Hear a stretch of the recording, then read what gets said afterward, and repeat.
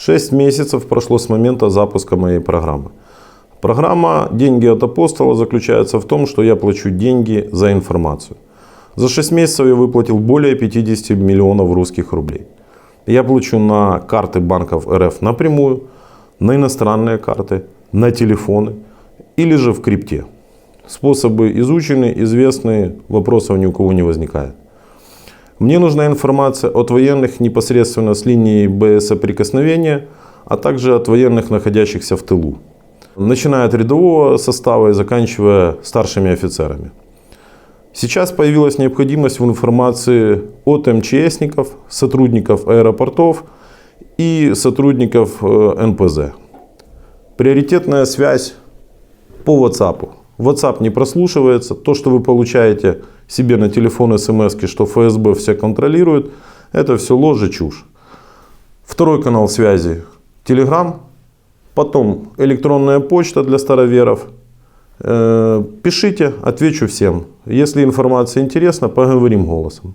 Информация всегда проверяется. Деньги наперед не платятся. Сами вызвались поговорить? Да. Зачем? Ну как зачем? Наболело да много чего.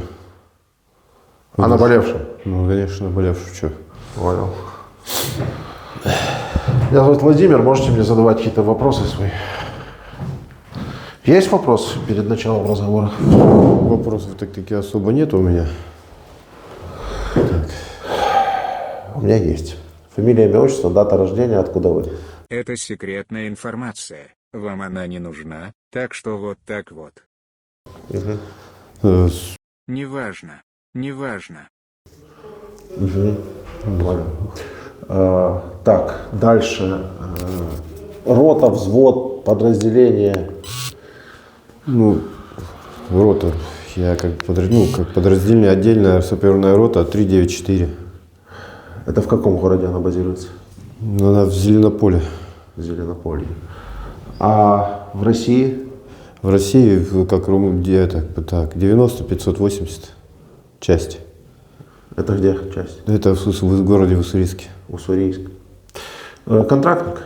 Да, контракт. То есть добровольно подписали контракт? Да, добровольно подписал. Мотив? Мотив, ну, как бы в инженерной, как бы эту часть я подписал как инженер. Строительная, инженерная, как типа стройбата. Я подписывал. Я понял, что подписал как инженерная стройбата. Мотив зачем? Ну, как зачем? В деревне работы нету, так бы ни денег, ничего нету. Так предложили пойти по это самое послужить. Денег заработать? Да. Подписал, чтобы денег заработать? Да, подписал, чтобы денег заработать. Думал, будешь где-то что-то разминировать или что ты думал? Да я не думал, что я в саперу попаду. Я думал, как же инженерные войска, мне как бы статья не позволяет, чтобы где-то, ну, у меня как бы с ограничением ответственности. Статья? У меня статья в военнике стоит 17Б и 17В. Это что?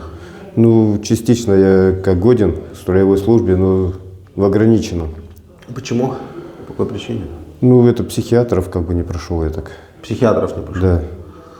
Что, какой диагноз поставили психиатры? Ну, я не знаю, это по военной части, как или умственно отсталый, может, чуть-чуть, или не хватает что-то. Какое образование? Ну, если так по-честному сказать, то 6, а везде я пишу как среднее, не полное. Вообще 6 классов? Ну, так да. А что не закончил остальные? Ну, не было возможности такой. Ну, как, вообще 9-летку-то я закончил, как считается, ну, и все. А больше я нигде не учился. Когда мобилизовался? Когда подписал контракт? С 1 ноября того года. 22-го еще? 23-го. 23-го? Да. Куда повезли? Ну, как, В Зеленополье, да? В Зеленополье, да, сразу туда и привезли. Так, что там было? Ну, как что, 2 дня нас поучили, это как, ну, обезвредить танковую мину или кумулятивку, это самым накладным это, зарядом и все. Так. Больше ничего не обучали нас. Дальше? Все, как бы, мы ездили постоянно на одну точку, на Березку, там разминировали, ну, контролировали дорогу. Когда, если будут какие-то прилеты, разрывов нет, наша обязанность была ходить, дорогу проверять на предмет мин. Понятно. Все, вот, вся задача у нас как бы наша была такая. Ну, Как долго это продолжалось? ну, я 1,5 месяца всего это служил. Дальше. Ну, где еще, когда как окопниками окопы взорвать, чтобы взрыхлить эту землю, чтобы это, люди могли копать себе окоп. Вот такое вот вся задача наша была. Больше в основном задачи такой никакой не ставили. Понятно. Дальше что было? Дальше, что вот меня послали нас, вот это самое перед взятием, как это, я не помню уже число, так 19-го вроде бы, января, послали нас на точку заминировать. Подход как это самое, ну, это самое, как к окопу. Все, вот и на следующий день это самое, как бы мы и заминировали ее там, ну, помами, закидали ее рядом. И все, на следующий день это самое, ее как бы разминировали они сами, украинцы, с самое, как кассетами, бомбочками и это, ну, и минометами, все тропу. И нас вот, ну, кого поубивали, вот меня друг просто накрыл, и получилось, что я жив остался. А он нет? А он нет, он меня накрыл полностью своим телом. Он на меня просто упал сразу, и к нам в в блиндаж залетела граната. И вот он погиб. У вас сколько в блиндаже было? У нас 6 человек было. Все 5 погибли? Нет, еще один оставался. Ну, это самое. Дед еще оставался. Сколько ему? 53 года. Ну, что такой дед 53 года? Ну, как уже дед, я его считаю. Мне 50 будет вот в октябре, а ему уже 53. На 3 года старше все равно. Старше. Понятно. И вас взяли в плен? Взяли в плен, да. Понятно. Теперь давайте о том, что там наболело. Ну, как что наболело? Как-то говорят одно, блин, а получается на деле приезжаешь совсем другое. Получается, как у нас государство что, обманывает, что ли? Посылает туда уже, куда я не должен был идти попасть, а попал туда, куда не должен. Это как получается. И также вот, что, взяли в плен и как бы и забыли, что ли, за нас.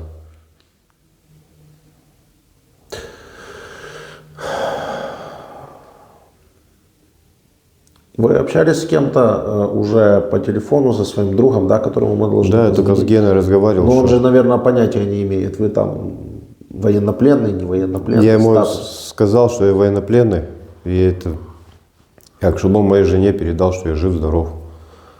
Ну, Вот хотел бы с ним еще связаться, узнать, может, номер этой жены он может пойти сходить, взять мой.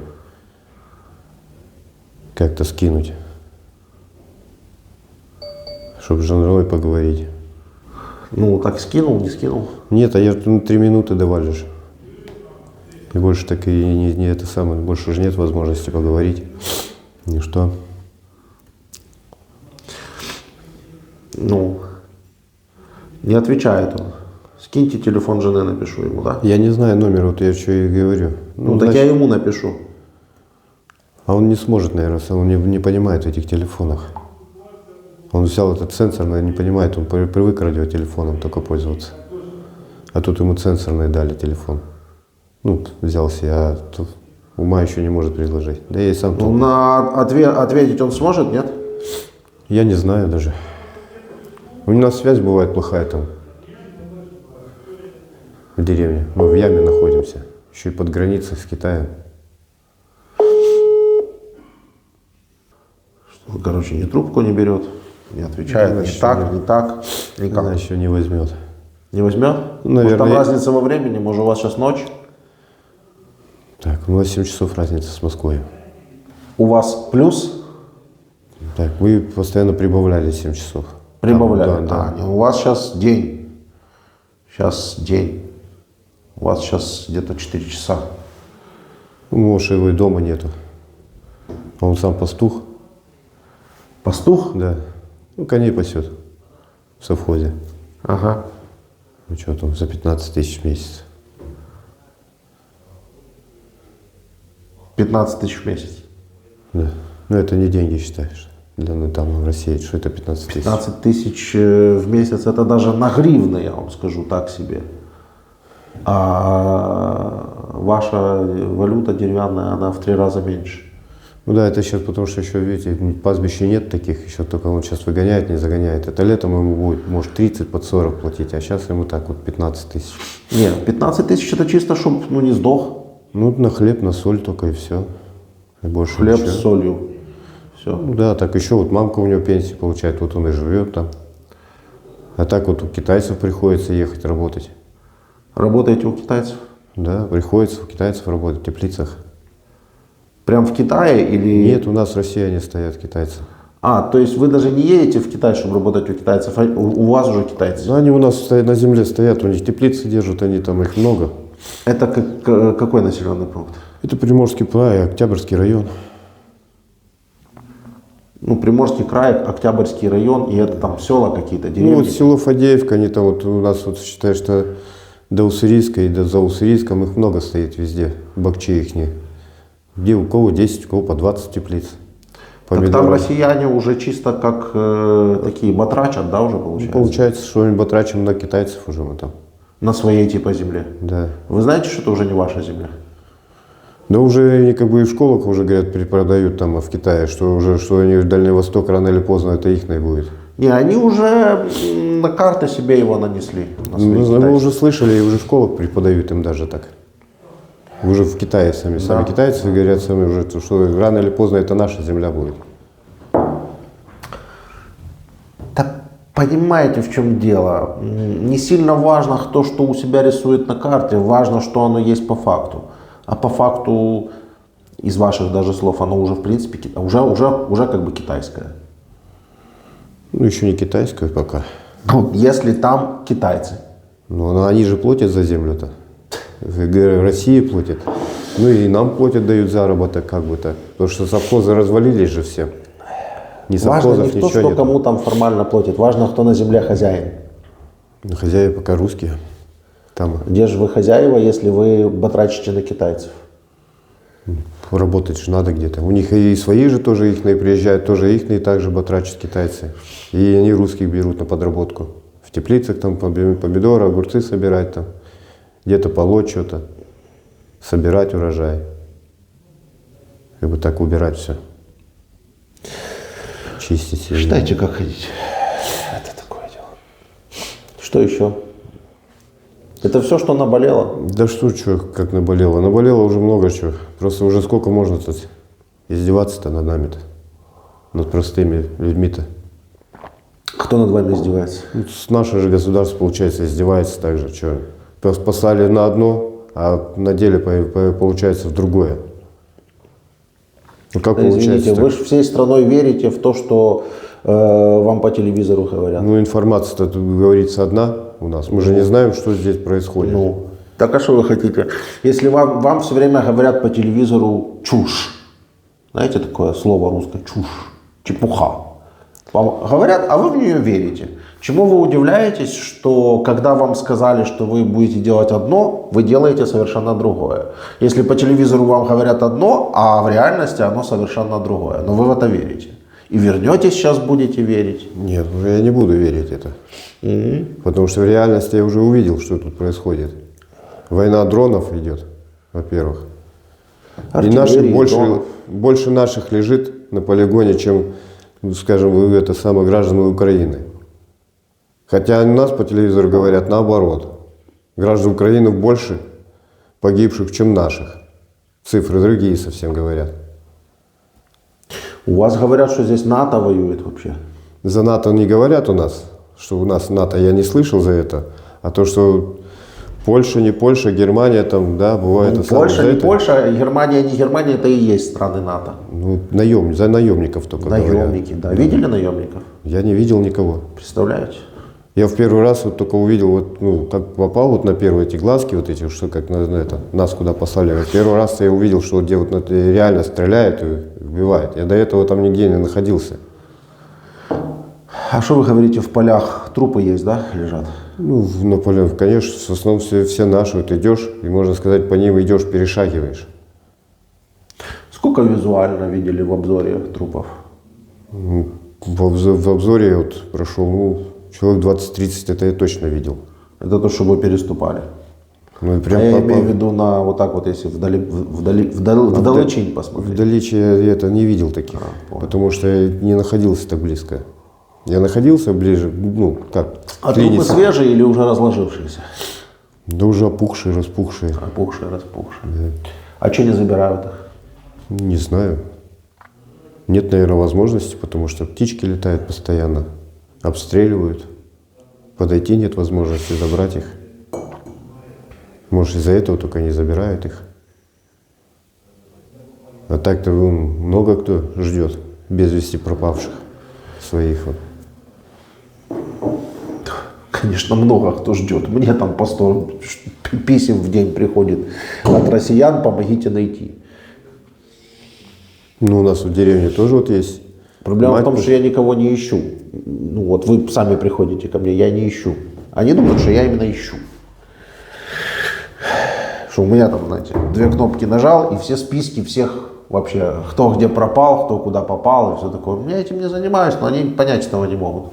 Ну, вы говорите, у вас там. у нас вот есть мать, вот одна тоже Пастернака, вот тоже сколько, уже полгода не может найти, где-то ни трупа, ничего не может добиться. Тоже чья без мать? вести пропала. Ну, у нас это самое с деревни, с одной мать. Ну, Вот тоже она так же вот, без вести пропавшая. Все. Ни трупа, это ничего. еще до того, как вы поехали уже, Да, вы это да. знали, да? А вы, до того, как поехали, вы это знали, что мать ищет сына, и трупа, ни тела, ничего нет, да? Вы не могли поинтересоваться, а что здесь происходит? Ну, у нас такой сильной информации, такой сильной не выдают. Что здесь как А как ее происходит. должны вам выдать? Должен прийти почтальон и выдать вам посылку Нет, с она информацией? обращается к нашим как бы инстанциям все, что кто должен этим заведует. Вы не поняли. Вы знаете, что идет война, да? Ну да. Не война идет, а как бы сдерживание, агрессия у нас идет. Такая политика. Нам дают такую, что мы не воюем. Мы просто сидим на одном месте и никуда не наступаем, а сдерживаем агрессию всего лишь. Как же они при этом постоянно показывают, что там продвинулись, здесь продвинулись? Вы. Ну, как бы показывают, и они Луганскую и как ее, как ее, ДНР, А Запорожскую, а Херсонскую? территории, вот эти вот они как А Купянский напрямок? А я вот этого не знаю. Ну, Я даже не знаю, почему мы это самое, у нас только за ДНР и Луганск был разговор, а сейчас у нас еще и запорожское направление уже стало. вы на Запорожском были, например? Да. Ну, вы не поинтересовались, если у вас разговор про Донецк и Луганск, при чем здесь Запорожье? Я не интересовался никогда этим. Смотрите, я по очереди. Значит, вы едете на войну, у вас там называют сдерживание, не сдерживание, смысл не в этом. Там есть мама, которая потеряла сына, да? Я думаю, есть другие люди, которые воюют. Вы могли бы поинтересоваться, спросить, узнать, что здесь как происходит на самом деле, да? Но вы этого не делаете. Потом вы уже приезжаете сюда, оказываетесь в Запорожской области, и я вас спрашиваю, а как же Запорожская, если Луганск, Донецк? Я тоже не знаю, это не знаю, то не знаю, ничем не поинтересовался. Просто подписал контракт и поехал. Хотя мог все знать наперед, но просто подписал контракт и поехал. Ну, это получается так, что просто подписал и поехал. А до этого, как бы сказать, вот я интересовался за Запорожье и ДНР. Никто не знает, именно или мы за Запорожье стоим, либо на ДНР. Короче, получается, Нет на границе мы ДНР. стоим там. Есть Донецкая область Украины, есть Луганская область Украины. И это все Украина. И Запорожская область это Украина. И вам просто не надо было туда соваться. Вы вот этого вообще никак понять не можете. Не надо вам из России с автоматами и с оружием идти в Украину. Чтобы понять, где Украина, где Россия, открываешь карту и смотришь. Я не знаю, может у вас уже там перерисовали как-то карту? Да еще ничего никто не перерисовывал у нас. Перерисовали уже. Ну то, что год или 2 назад, что реформа была у них, или как они приняли гражданство российское, вступили в Российскую Приняли Федерацию. гражданство, пусть едут в Россию и живут, если они приняли гражданство. Уссурийск хочет присоединиться к Китаю? Да вряд ли, наверное, он хочет. Вряд ли. А почему вы так думаете? По людям. Как бы тоже, как сказать, на китайцев тоже уже сколько может оботрачить-то. Тоже это многие понимают уже. Многие. Многие понимают, что уже, да. Многие. Смотрите, у себя, когда говорим мы за ваш Уссурийск, вы говорите многие, А когда вы говорите за Луганскую, Донецкую область, вы как-то так раз и все. Вот будто бы они все захотели. Вот вы за, я не знаю, сколько там, 10 тысяч километров до Украины от вас? 9, наверное. 9 тысяч. Да. Вы за 9 тысяч километров знаете, что у нас в Луганской и Донецкой области все взяли и вот захотели и приняли российское гражданство и захотели в Россию. Вы не думаете, что это как-то немножко, может быть, недостоверная информация? Вы не думаете, что вам по телевизору просто могли показать там 100 или 1000 человек, или 10 тысяч человек, которые действительно захотели в Россию? А остальные-то ведь никто никуда не хотел.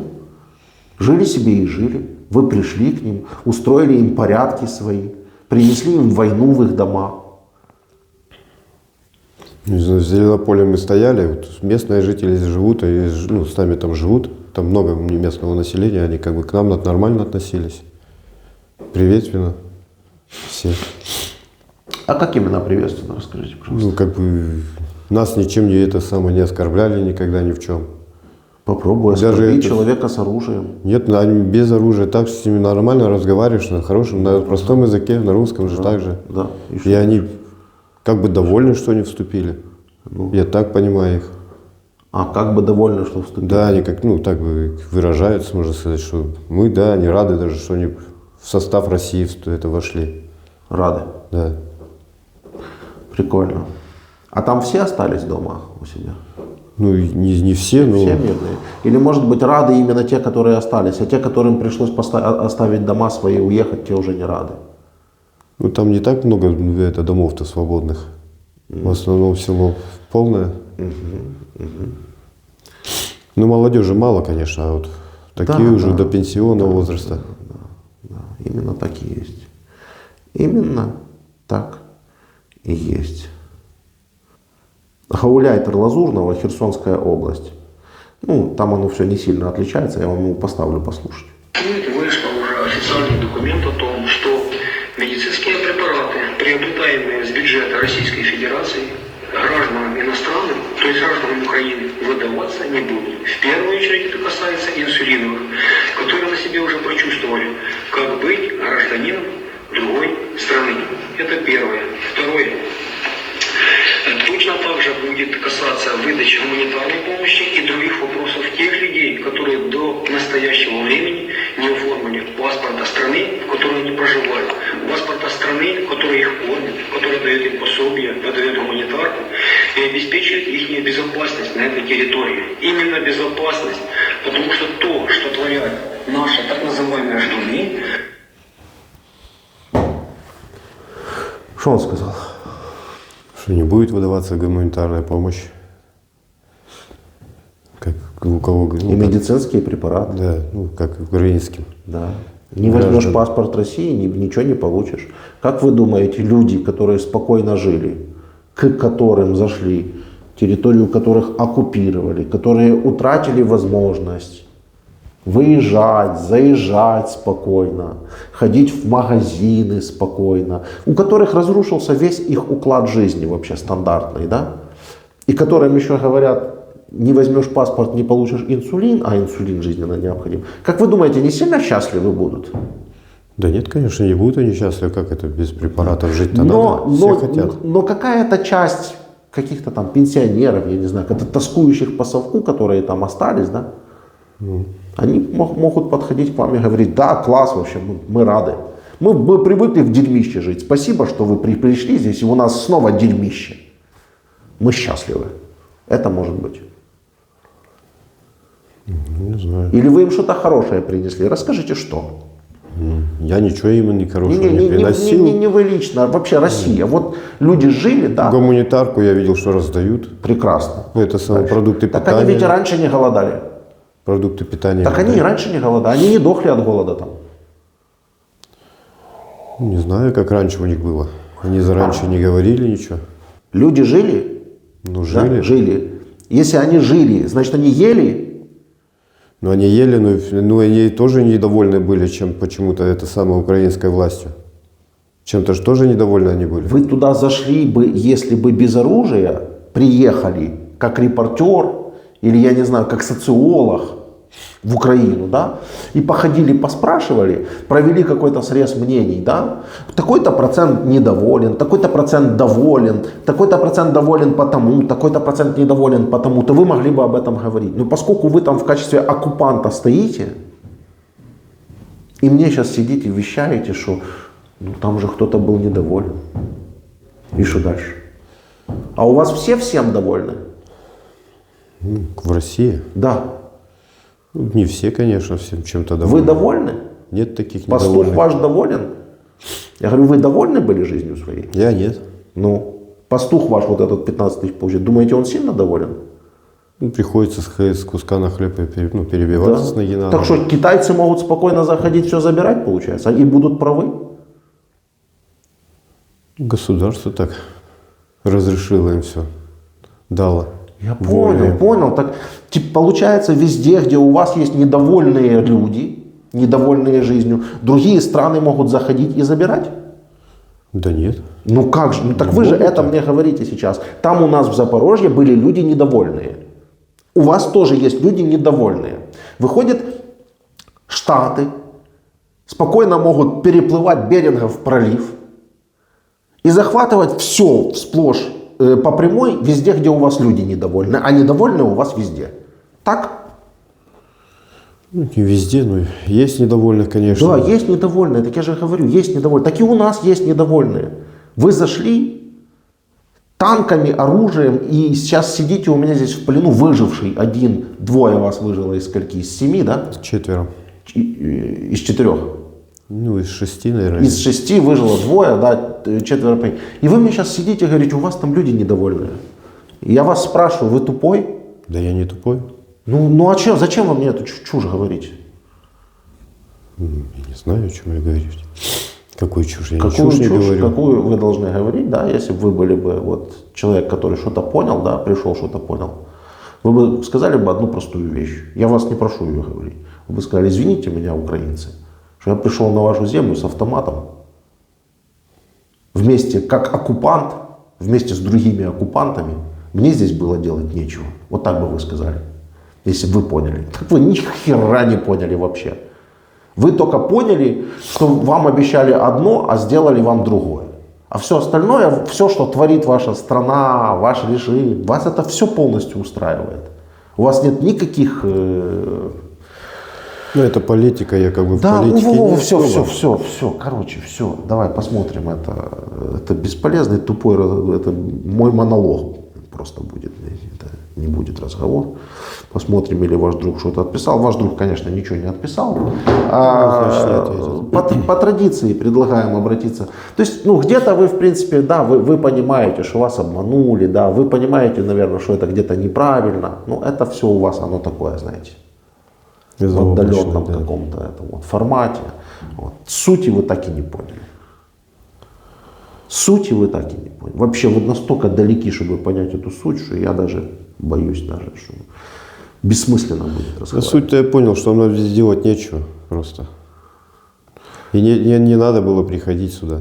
И зачем она вообще нужна была, это вообще вся эта мясорубка, которая, ну, не стоит ничего. Она. Посоветуйте, просто я уже даже не хочу какие-то глобальные вещи говорить. Вот у вас там есть приятели, какие-то люди, которые вас знают. Есть такие люди? Ну, есть, конечно. Вот обратитесь к ним, да, и скажите чисто из своего опыта, вот из того, что вы видели. Имеет им смысл сюда идти, контракты подписывать? Много они тут заработают или не стоит? Ну, я думаю, так, друзья, товарищи, что не стоит все это подписывать и идти сюда, потому что, ну, не вариант этот. Заработать денег или еще что. Вариант только здесь погибнуть и сгнить на чужой земле. Это... Может, какой еще вариант? Вот нету вариантов здесь, вообще делать нечего. Ну. Как жили они, так бы и жили бы. Не знаю, зачем сюда кто полез, кому оно понадобилось все это. Я знаю, но я вам не буду рассказывать, вы все равно не поймете. Но если вы до сих пор не поняли, кому понадобилось, вы же это же уже бессмысленно. Правительство. Это понадобилось. Владимировичу Путину. Владимировичу? Владимиру Путину. Ну. Как его? Ну. Ему А что вы понадобилась говорите, не земля. знаете, кому понадобилось, если вы знаете, кому понадобилось? Решил вот еще земельки присоединить себе. Так вы понимаете все, получается. А зачем она нам Уже нужна? умный. Зачем Уже она нам нужна, эта земля?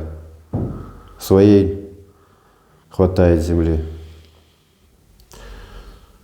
Со своей-то не можем справиться-то внутри страны-то. Зачем нужна земля, это вы спросите у него. Главное, что вы хотя бы понимаете, что она ему нужна, и что из-за этого все оно и происходит. Я понял уже давно, как папа это самое пришел только сюда, в Украину, что она не нужна нам эта земля. Жили здесь сами люди по себе и жили бы. Ну да. Они Уже решили умный потягаться стал, с американцами. Решили, наверное, с американцами потягаться. Мать, какие американцы? Снова, блин, куда? Ну, с Америкой решил потягаться, наверное. Да Кто? это Украина здесь, добрый день. Это не Америка. Америка, пожалуйста, обратно через Берингов пролив плывите и там занимайтесь. Нападайте, вторгайтесь, тягайте, что хотите делайте. Вот это вам такой равный соперник. Ну, как равный. Ну, хотя бы по территории. По объему земли. Да, по объему земель. Хоть, ну, потому что если взять этот стол, то вот этот вот весь стол это будет Россия, а Украина это вот. Как-то оно, ну, знаете, даже не к лицу, что ли. Да, вообще маленький Вот, клочок. вот идите со Штатами там, тягайтесь, что же вы не тягаетесь? Тягайтесь со Штатами. Здесь Украина, здесь Штатов нет, и американских военных здесь нет. И вы это знаете не хуже меня. Потому Ну, это что я и сейчас вижу, воевали, что и их были нету. в плену, и проехали сюда через все точки по плену. Я сомневаюсь, что вы видели американских солдат. Не видел никого. Или хотя бы даже польских. Не видел никого.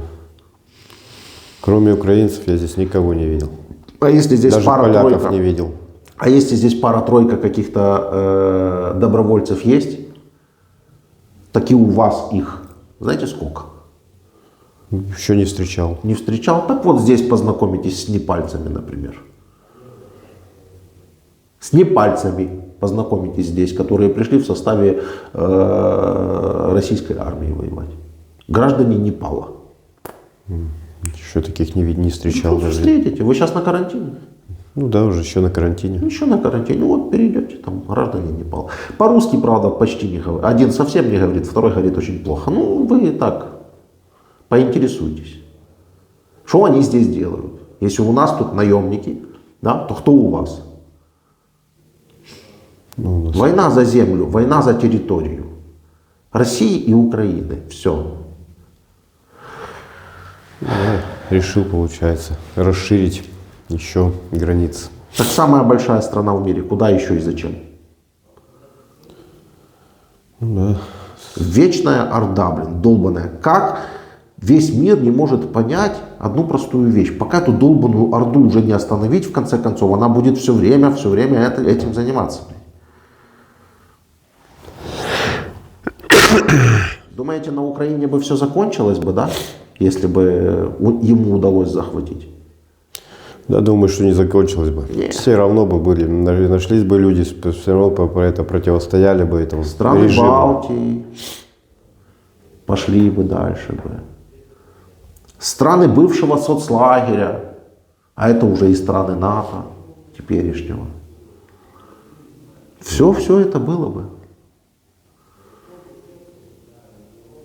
Просто этому миру повезло, что украинцы смогли и до сих пор удается как-то сдерживать эту всю навалу.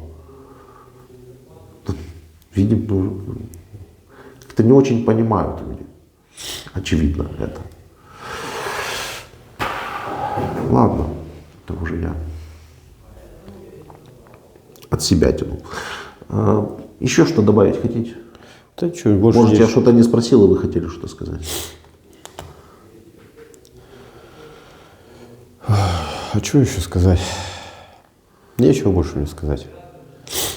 Зря я сюда приехал, вот и все. Так мало того, что ты зря сюда приехал, ты же здесь еще и мог и остаться. Да? В том самом блиндаже лежать. И тебя бы даже не забрал бы никто. Сгнил бы там.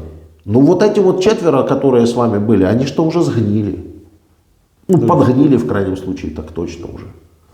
Это сейчас пока еще холодно было, сейчас весна. Ну, все равно уже завонялись. Да. Можешь представить еще, что там будет. Вот лежал бы в поле и вонял. Все. Или в блиндаже каком-нибудь. Или в блиндаже, какая разница. Прикопанный уже. Ну, хотел украинской земли, вот ты в ней лежишь. Все. Вот так заработал. Да. Геморрой себе только. Да не, геморрой это не Заработал такая, больше.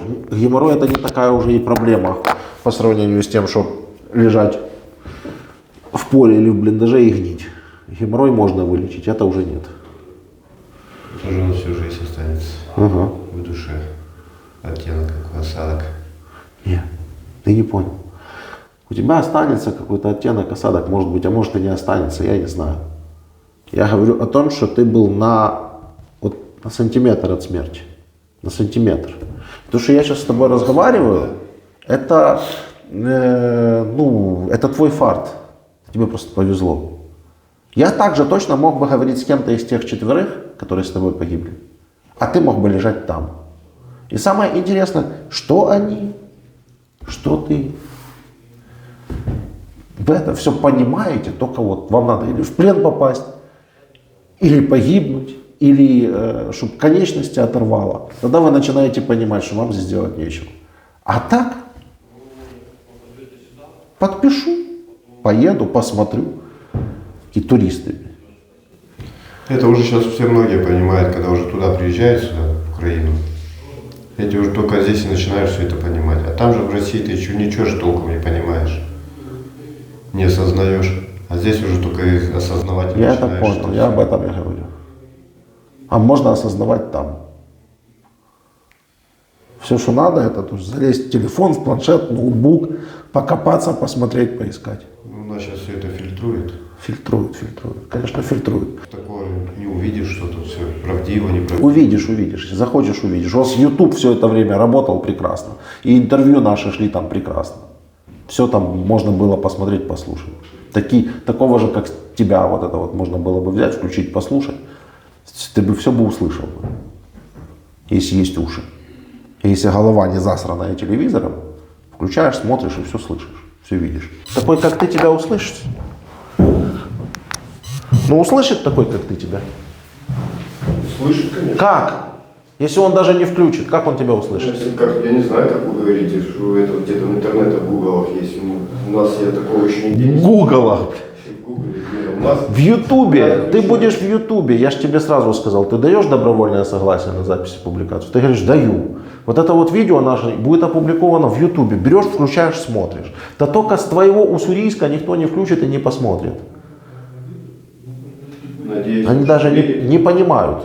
Ну ладно, надеюсь. Я тоже надеюсь.